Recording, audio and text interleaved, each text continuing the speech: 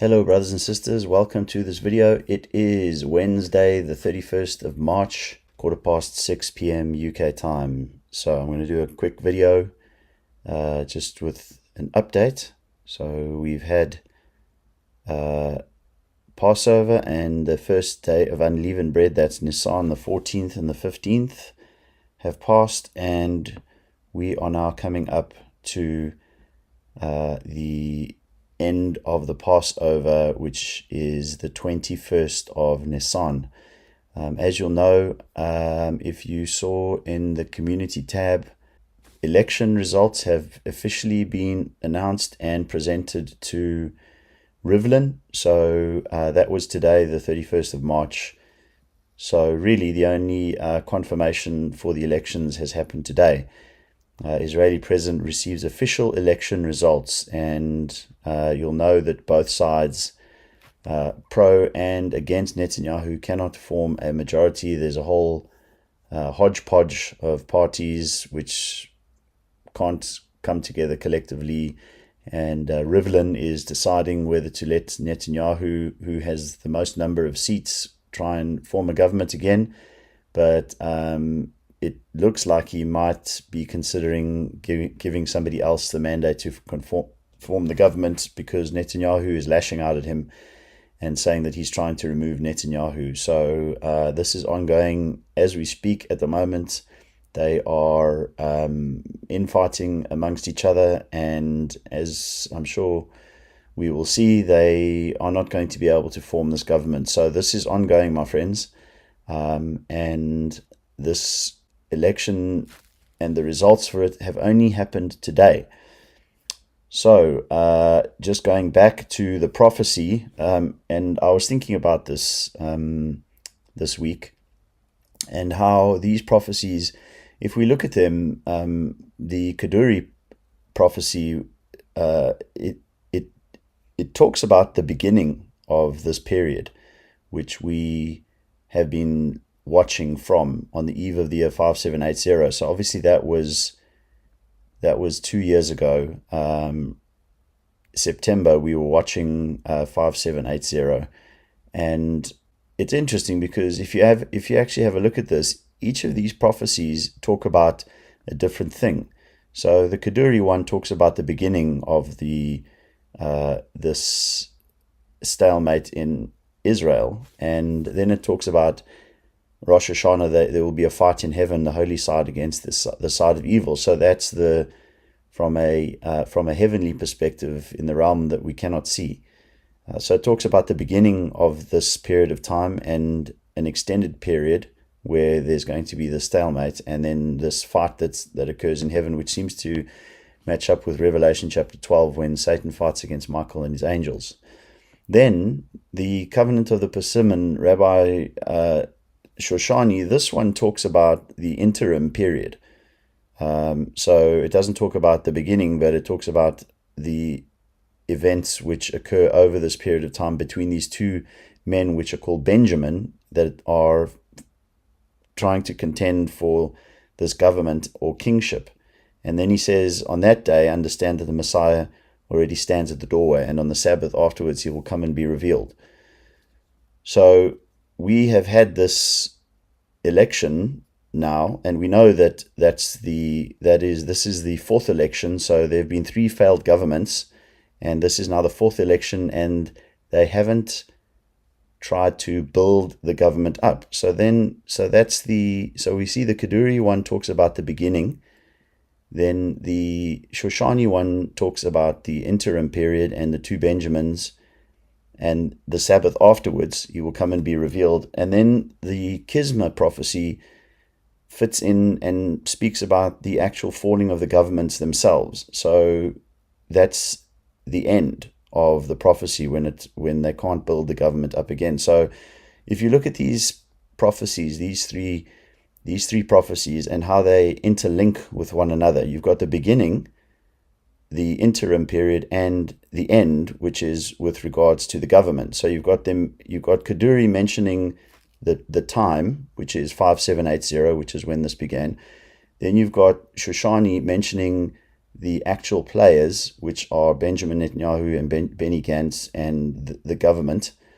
And then you've got from the high level perspective, the government, and it falling down 3 times. And then it says, before it can be rebuilt, the Son of David will come. So if we take that and extract it and we look at that practically speaking, before it can be rebuilt, the government being rebuilt would be rebuilt by, and of course this is speculation, but it would be rebuilt by whoever was given the mandate, because they would then build the government up based on the representative parties, which they then form to build the government. So that would mean the building up of the government using the available parties which would agree to form that government. So that would be when Rivlin gives them the mandate, right? So you can't build something without the pieces, and whoever is given that opportunity would then start to build based on the pieces, which are the different political parties. So basically what I'm saying is, potentially maybe this coming weekend, now that the elections results have been announced officially, and bear in mind that the 21st of Nisan is what's coming up this weekend. And if we have a look at in Leviticus, where it talks about the first day of unleavened bread is a Sabbath, and the last day of unleavened bread is a Sabbath. It says in Leviticus chapter 23, it says, on the 15th day of the same month is the Feast of Unleavened Bread. That's obviously the month of Nisan, the first month. 7 days you must eat unleavened bread. In the first day you shall have a holy convocation. You shall do no servile work therein. So that is a Sabbath, or a high Sabbath, because whatever that day falls on, the 15th day, is a Sabbath. But ye shall offer an offering made by fire unto the Lord 7 days. In the 7th day is a holy convocation. Ye shall do no servile work therein. So if we have a look at the date on Saturday the 3rd of April, that's the 21st of Nisan, and that is Pesach, the 7th day of Pesach, or Passover, or unleavened bread. That is this coming Sabbath, the 21st of Nisan, which is the 3rd of April, right? So that is the following Sabbath. And just looking at the meaning of the number 21 in the Bible, it says here, the meaning of number 21, and bearing in mind we're obviously in 2021, 21 symbolizes the great wickedness of rebellion and sin. After the children of Israel left Egyptian bondage, they had 21 major rebellious events as they traveled and wandered the wilderness. The number 13, which symbolizes depravity and sinfulness, and 21 are closely related. The meaning of the number 21 in the Bible is an outgrowth of 13. Adding 13, sinfulness, to 8, symbolizing new beginning, gives us the number 21, or a number that represents beginning a new level or effort that is sinful and disobedient against God. On the last day of God's 7-day spring festival, that's the 21st of the month of Nisan, the Eternal carried out his last judgment against the Egyptians. My friends, the 21st of Nisan was when the Israelites crossed over the Red Sea and God judged the Egyptians. He drowned Pharaoh and his entire army in the Red Sea as they were pursuing the Israelites in order to make them slaves again. So this is an interesting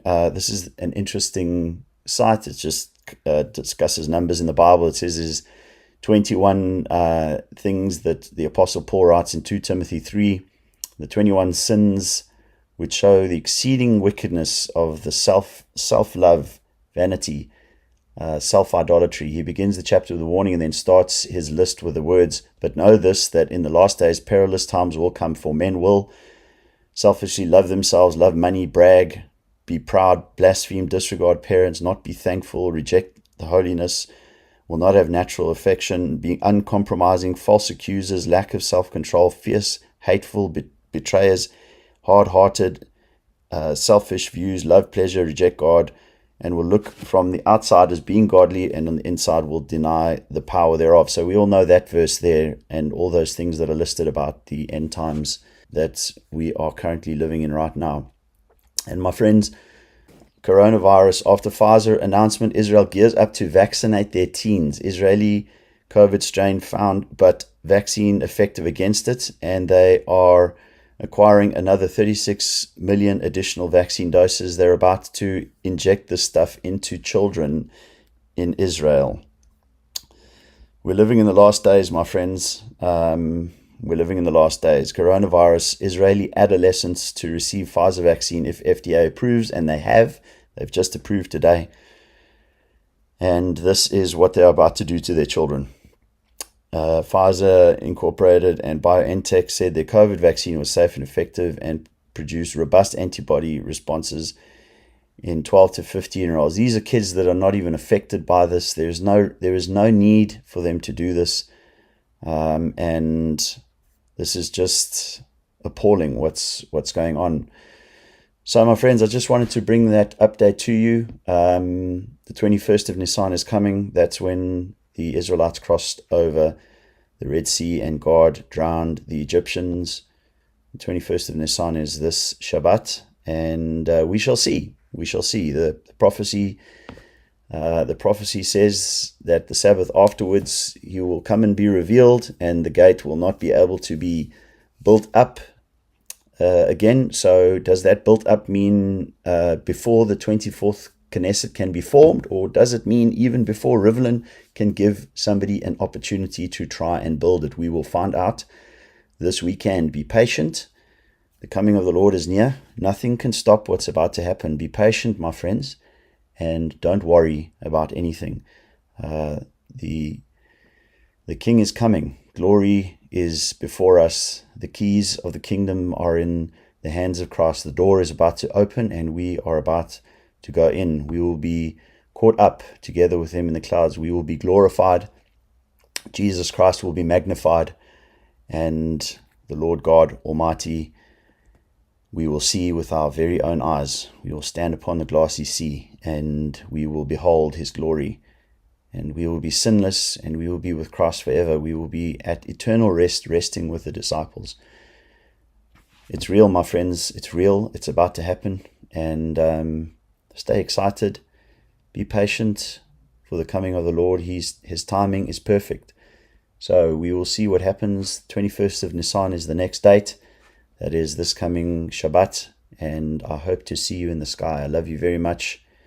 And if we're here after next week, I will do an update, and we see what's happening. Everything is going according to God's plan, and nothing is out of his hands or out of his control. He's got this plan, and it will happen at the perfect time.